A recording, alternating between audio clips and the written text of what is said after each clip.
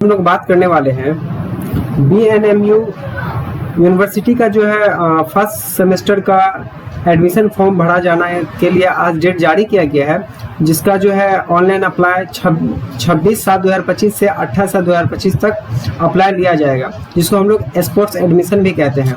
तो आज हम लोग सीखेंगे कि स्पोर्ट्स एडमिशन के लिए हम फॉर्म कैसे फिल करेंगे और हमारा जो सिलेक्शन होगा कैसे होगा, वो सारा डिटेल्स आज के इस वीडियो में हम लोग देखेंगे। तो सबसे पहले हम लोग BNM मंडल के जो मेन वेबसाइट पे वहाँ आ जाएंगे और आपको यहाँ कॉर्नर में आपको दिखेगा एडमिशन रजिस्ट्रेशन प्रोसेसन, इस पर क्लिक कर देंगे। जैसे क्लिक करेंगे, क्लिक करने के बाद आपको इस तरह का इंटरफेस देखने को मिलेगा। अब यहाँ देखिए, यहाँ बहुत सारा ऑप्शन दिया हुआ रहेगा, जैसे कि new admission apply, view merit list, candidate login. तो इस सब पे हमको कहीं नहीं जाना है, हमको यहाँ आ जाना है, न्यू एडमिशन अप्लाई पे क्लिक कर देना है। जैसे ही क्लिक करेंगे तो आपको इस तरह का इंटरफेस देखने को मिलेगा। ये देखिए, ये हमारा फॉर्म है। इस फॉर्म को पूरा फिल करना है, रजिस्ट्रेशन करना है, फिर कैसे कैसे आगे फॉर्म भराएगा। ये देखिए कितने स्टेप में फॉर्म भराता है, 1 2 3 4 5 6, मतलब टोटल 6 स्टेप में आपका ये फॉर्म भराएगा। तो जहाँ पे ये एकेडमिक सेशन है उस पर क्लिक करेंगे तो आपको यहाँ पे देखने को मिलेगा जो सेशन में आप एडमिशन लेने वाले हैं वो दिखेगा। तो जो सेशन में है आप क्लिक कर देंगे। उसके बाद आपको यहाँ पे 2 ऑप्शन दिया गया है, एक है UG और एक है PG। आप अंडर ग्रेजुएट के लिए भी अप्लाई कर सकते हैं और पोस्ट ग्रेजुएट के लिए भी अप्लाई कर सकते हैं, दोनों के लिए लिंक एक्टिव है। जैसे हम UG के लिए अप्लाई करना चाहते हैं, जैसे UG पे क्लिक करेंगे तो इसके अंदर BN मंडल यूनिवर्सिटी के अंदर जितने भी कोर्सेज हैं वो सारा यहाँ पे खुल के आपको सामने में देखने को मिलेगा। अब नीचे आ जाएंगे, आता है क्या, BNMU द्वारा नामांकित है। अगर पहले से अगर आप BN मंडल में अगर आप अप्लाई किए हुए हैं तो आप यहाँ से यस करेंगे, वरना नो ही रहने देंगे। फिर यहाँ आ जाते हैं कैंडिडेट नेम। तो जो भी कैंडिडेट का नाम है, जिसका भी आप फॉर्म भरना चाहते हैं, आप उसका यहाँ पे पूरा नाम दे देंगे इंग्लिश में। तो वही कैंडिडेट का नाम यहाँ पे हिंदी में डालना है। तो हिंदी में ऐसे डालना है जैसे कि जो भी नाम है उसको इंग्लिश में लिख के एक्सप्रेस जैसे करेंगे तो खुद ही वो हिंदी में कन्वर्ट कर देगा। फिर आगे आकर के यहाँ जैसे मदर नेम सेम वो इंग्लिश में डालना है, यहाँ हिंदी में करना है। उसी तरह से फादर नेम यहाँ पे फिल करना है, हिंदी इंग्लिश दोनों में।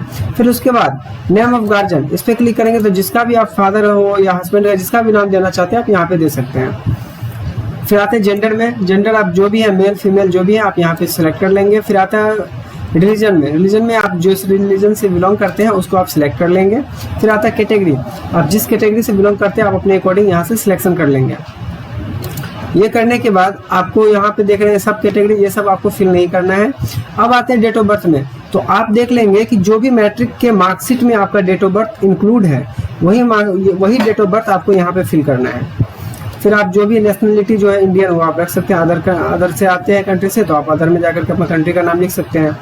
फिर आता है यहाँ से डोमिसाइल है,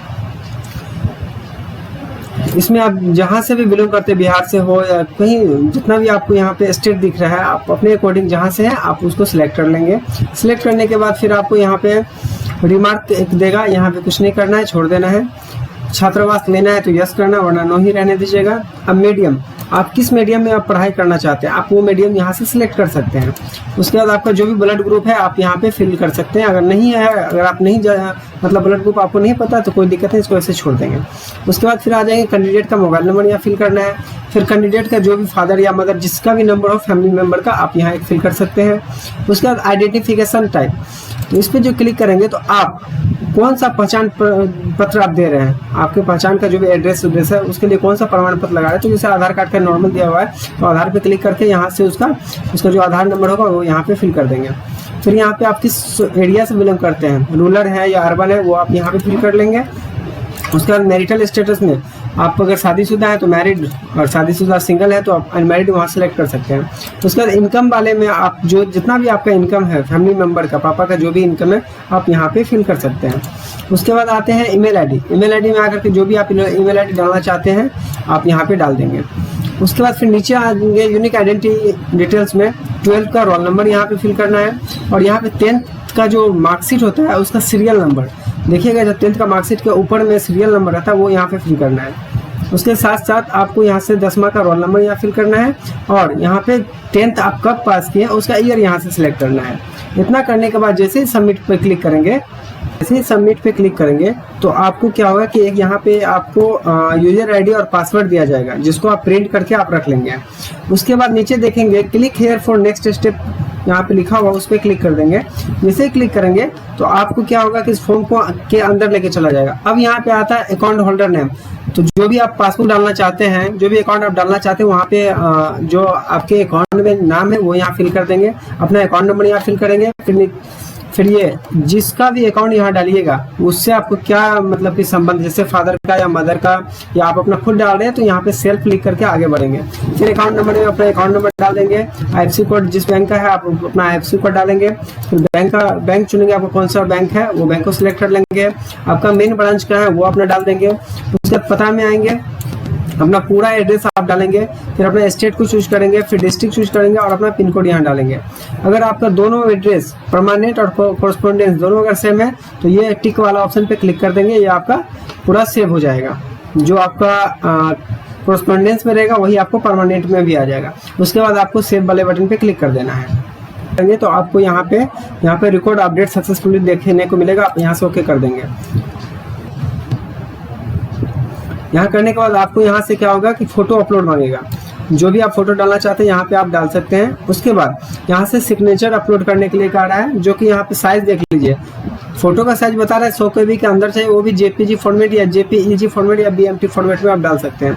उसी तरह जो सिग्नेचर का है वो भी 100 KB के अंदर आप स्कैन करके डाल सकते हैं। उसके बाद यहाँ पे 12 का मार्कशीट जो आपका होगा उसको यहाँ से अपलोड करना पड़ेगा। उसके बाद जो भी उसका मार्कशीट का सीरियल नंबर होगा वो यहाँ फिल करना है। उसके बाद अगर आपके पास कैटेगरी सर्टिफिकेट है तो आप यहाँ से अपलोड करके उसका जो कास्ट सर्टिफिकेट है उसका नंबर यहाँ फिल कर सकते हैं। अगर आपके पास नहीं है तो यहाँ पे आप NA करके आगे बढ़ सकते हैं, या यहाँ पे अप्लाइड लिख करके भी आप आगे काम कर सकते हैं। जैसे ही करेंगे तो यहाँ सेव पे क्लिक करेंगे तो आपको यहाँ पे फोटो और अपना सिग्नेचर देखने को मिलेगा। उसके बाद फिर यहाँ से नेक्स्ट बटन पे क्लिक कर देंगे। जैसे ही क्लिक करेंगे तो फिर आपको इस तरह का इंटरफेस देखने को मिलेगा।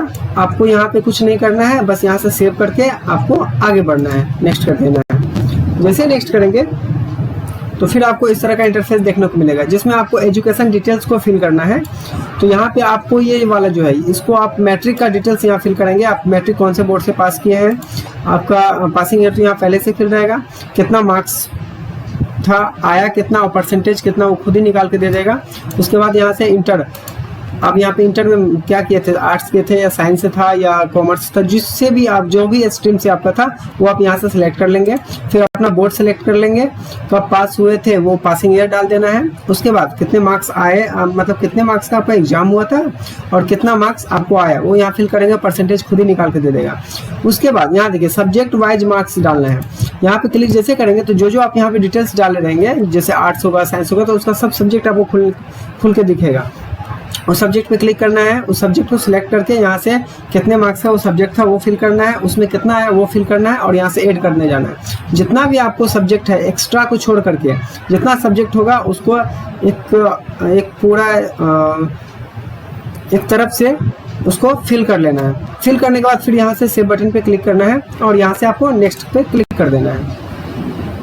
जैसे नेक्स्ट पे क्लिक करेंगे तो आपको क्या करेंगे तो आपको इस तरह का इंटरफेस देखने को मिलेगा, जो कि यहाँ सबसे पहले डिग्री पे क्लिक करेंगे। देखिए आप किस किस डिग्री के लिए एलिजिबल है आप यहाँ से सिलेक्ट कर लो। जैसे हम BA करना चाहते हैं, अब BA में क्या है कि सब्जेक्ट के अकॉर्डिंग आपका ऑनर्स देगा। आप कौन सा ऑनर्स रखना चाहते हैं BA में आप अपने अकॉर्डिंग सिलेक्शन, जैसे हम इकोनॉमिक्स को सिलेक्ट करते हैं। तब देखिए BN मंडल में जितना भी कॉलेज है उसमें इकोनॉमिक्स का सीट कहाँ का खाली है वो आपको प्रेफरेंस देखने को मिलेगा।